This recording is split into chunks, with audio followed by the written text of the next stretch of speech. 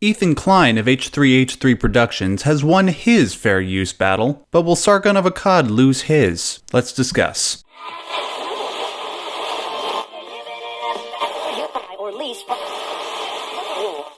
Ahoy hoy, lonely mortals! Welcome to another edition of Breaking Badger News. I am your host as always, your friendly neighborhood Simpsons kin, Maximilian Darrett. And joining me for this particular edition of this series, we have the pun master, wait, are you the long-range rhetorician or is that Dr. Randerman? I think he's the long-range rhetorician. Oh, okay, well, Hannah is definitely a pun master and black belt intellectual, at least by my estimation. What? Pussycat Punisher, I think is what Brian says. That's even better. Pussycat Punisher, pun master, Hannah.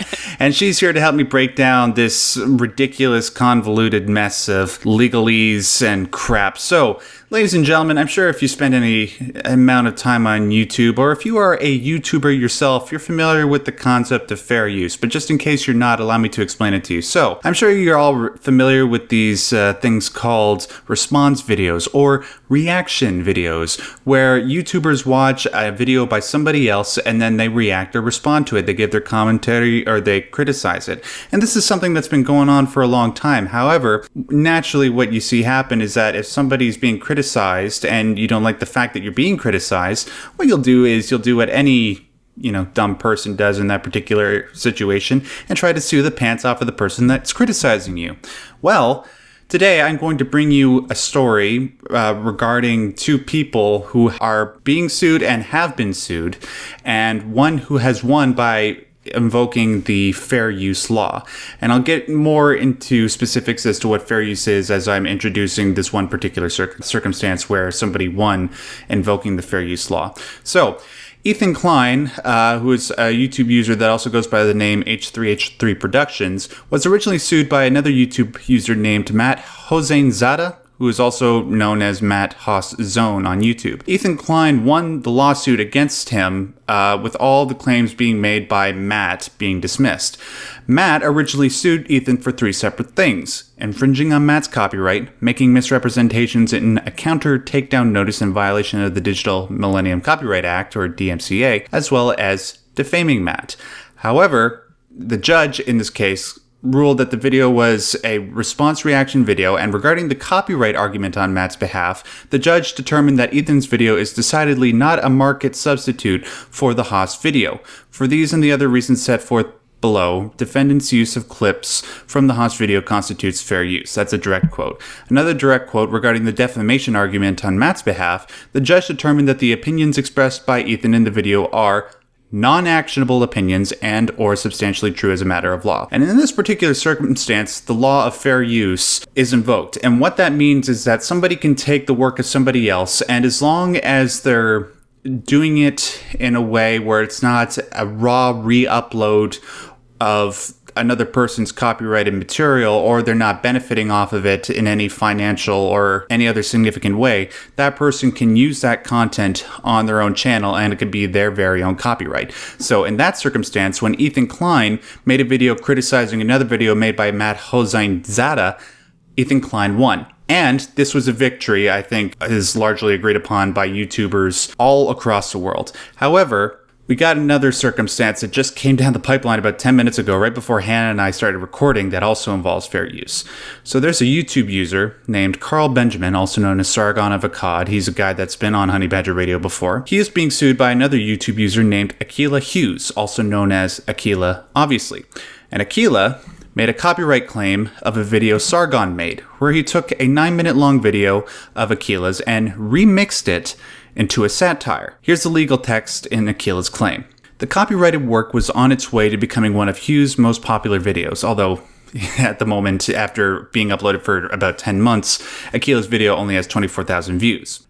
It goes on. On or about November 19th, 2016, Hughes became aware that defendants had copied and uploaded an unauthorized 1 minute and 28-second series of clips from the copyrighted work onto Benjamin's YouTube channel, titling the unauthorized reproduction of the work SJW Levels of Awareness.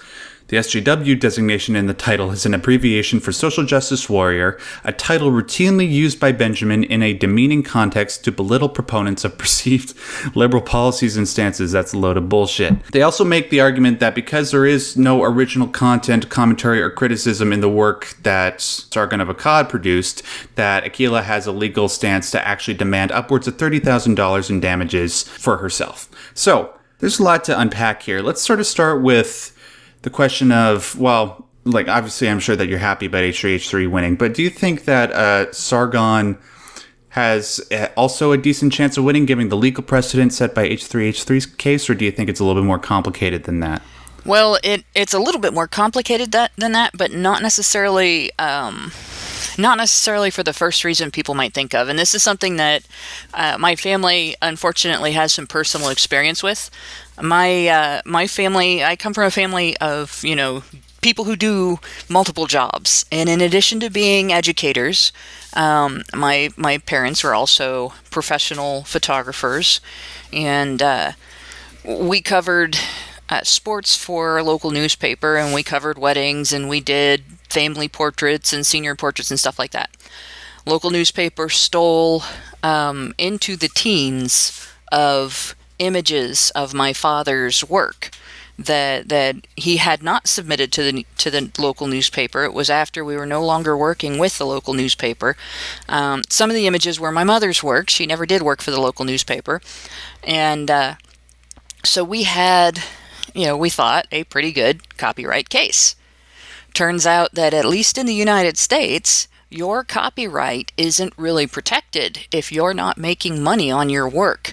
If you sue for violation of copyright of work that you're not making a significant amount of money on, and they don't consider a few $100s to be significant, then the other party can countersue you for filing a frivolous lawsuit, even if they made a shitload of money on your work, which is what the newspaper did. They sold ads, they sold the newspapers, they made a great deal more money on those pictures than my family did.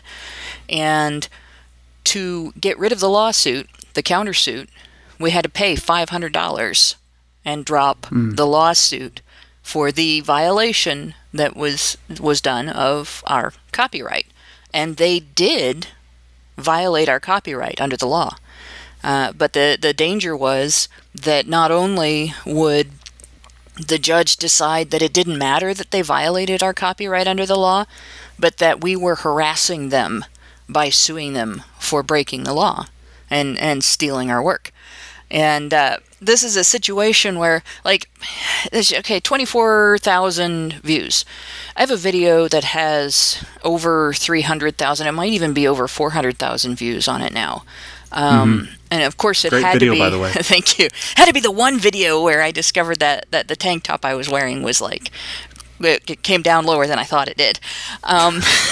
We'll just say that. In any case, I plead the fifth on that. Go ahead. I got less than $100 for that, for those views. And that was, that it was still great. I mean, it's nice to have gotten something for that. The main point of uploading the video was to get the information across to a lot of people, and I did what I wanted with it. But the claim that those 24,000 views made a lot of money, she's going to really have to back that up.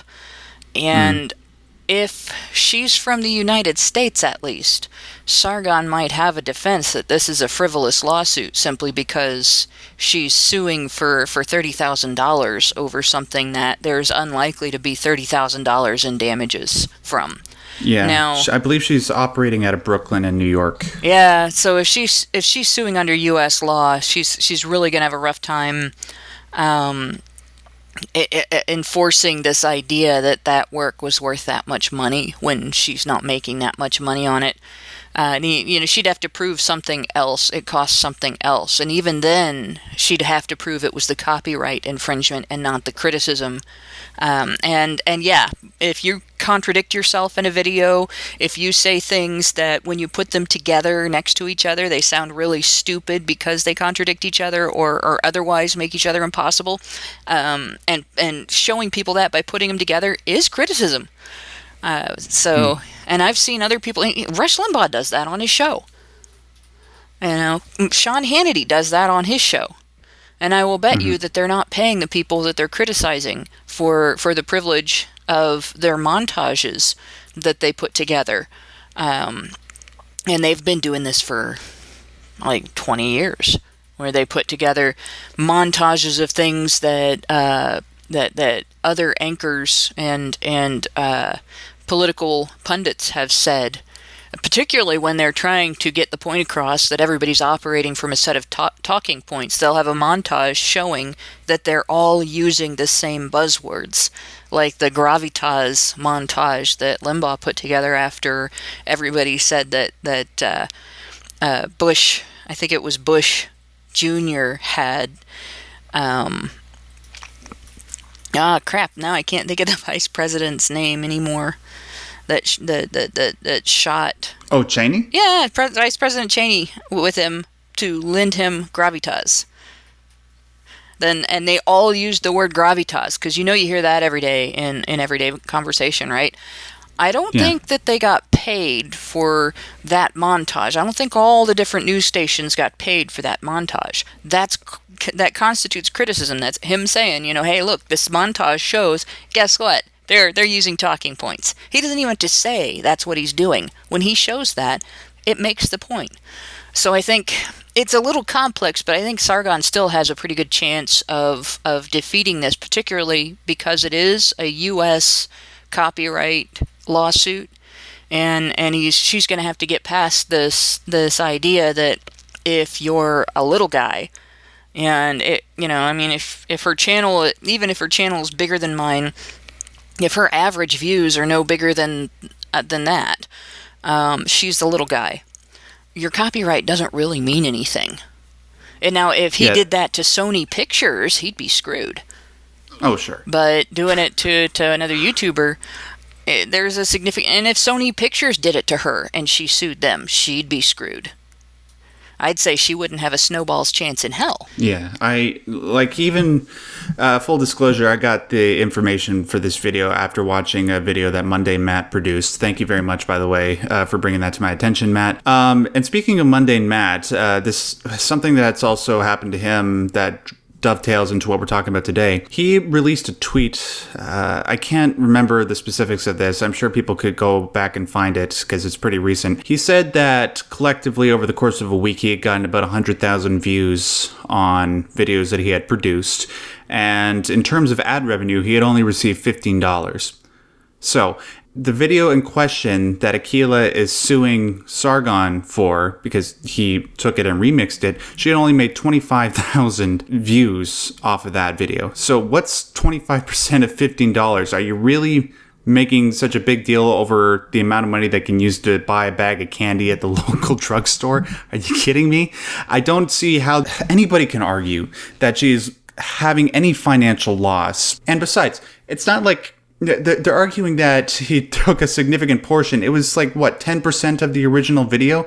And what he was trying to get across with that video is not at all the point that Aquila made in her original video.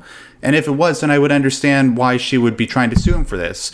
But as it stands right now, I don't see what ground that she has to stand on. It seems like she's just doing this for ideological purposes, which is not, out of the question. Because, you look at the video that she's suing over. The video that Sargon made a remix out of was this woman complaining that Hillary Clinton didn't win the presidency last November. My thinking on this, because of the one part of the ruling on Ethan's video where... The judge determined that Ethan's video is decidedly not a market substitute for the Haas video.